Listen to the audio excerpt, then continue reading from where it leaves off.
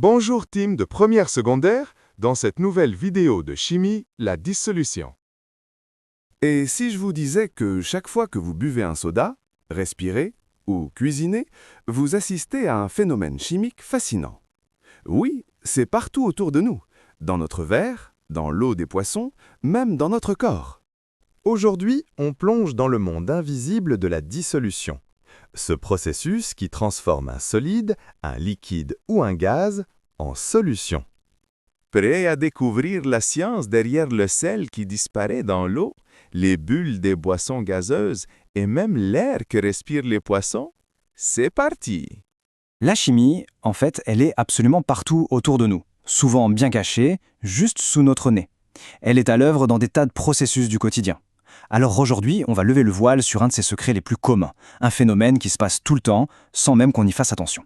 Alors regardons un peu ces deux images. D'un côté, on a un poisson, et il nage tranquillement dans son aquarium. De l'autre, un verre de soda bien pétillant. Franchement, à première vue, on se dit qu'il n'y a aucun rapport non.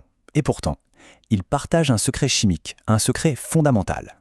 Voilà, c'est la grande question qui va nous guider. C'est quoi ce lien invisible qui unit la respiration d'un poisson et les bulles d'un soda? Eh bien, c'est exactement ce qu'on va découvrir. Allez, c'est parti pour notre petite enquête. On va résoudre ces mystères en décortiquant le processus qui se cache juste derrière. Et la réponse à ces deux énigmes, eh bien, elle tient en un seul mot, la dissolution. Oui, c'est ce phénomène scientifique qui explique tout, à la fois comment un poisson peut respirer sous l'eau et pourquoi un soda fait des bulles. Ok, alors plongeons un peu plus dans le sujet. Pour bien comprendre, le plus simple c'est de voir la dissolution comme une recette de cuisine. C'est ça, il faut les bons ingrédients dans le bon ordre pour que ça marche.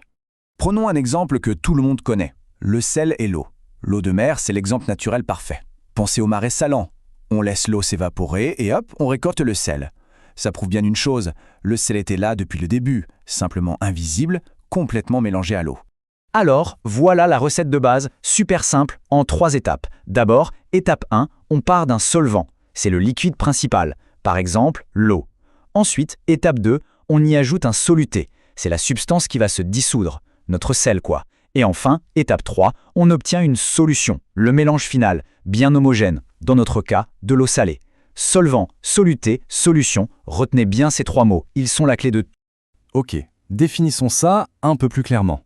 Le solvant, d'abord, c'est tout simplement le liquide qui va dissoudre l'autre substance. C'est la base en quelque sorte, celui qui accueille. Dans la plupart des exemples, ce sera l'eau.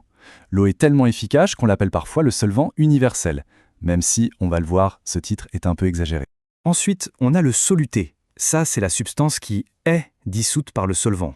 Et là où ça devient vraiment intéressant, et c'est la clé pour notre mystère du début, c'est que le soluté n'est pas forcément un solide, comme du sel ou du sucre. Non, ça peut aussi être un liquide ou même un gaz. Et pour finir, le résultat, la solution. C'est le mélange parfaitement uniforme qu'on obtient à la fin. Le moins important ici, c'est homogène.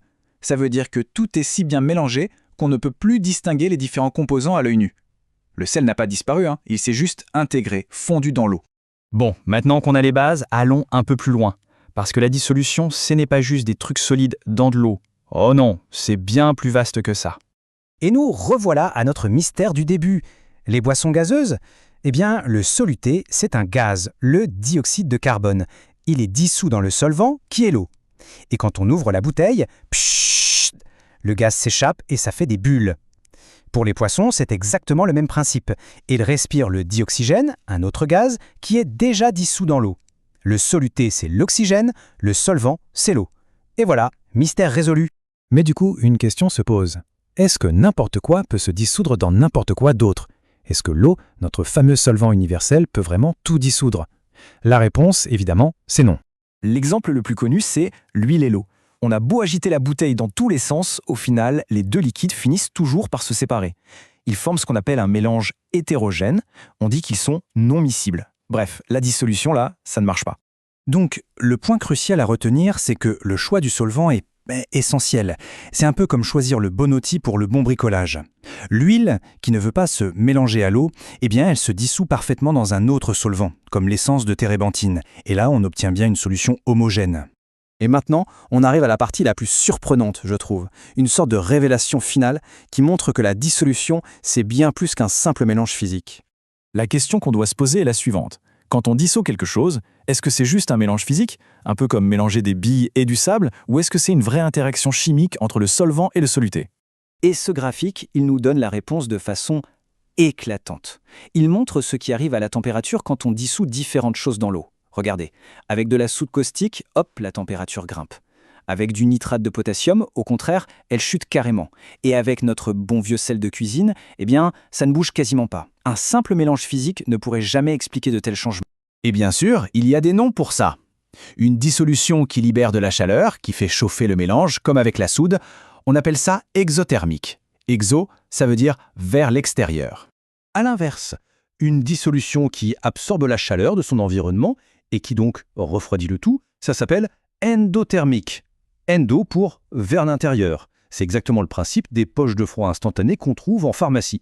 Et enfin, quand la température ne bouge pas, ou presque pas, comme avec le sel dans l'eau, on dit que la dissolution est athermique, c'est-à-dire sans effet thermique.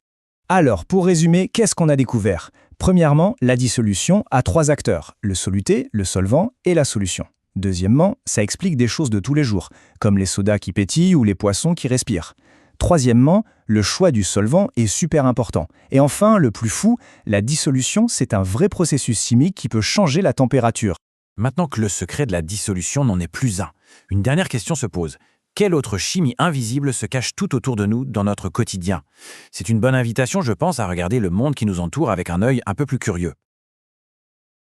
Alors, prêt à jouer au petit chimiste? Et toi, si ta maman fait l'expérience suivante à la maison, elle ajoute de l'eau à un verre de vinaigre, acide acétique.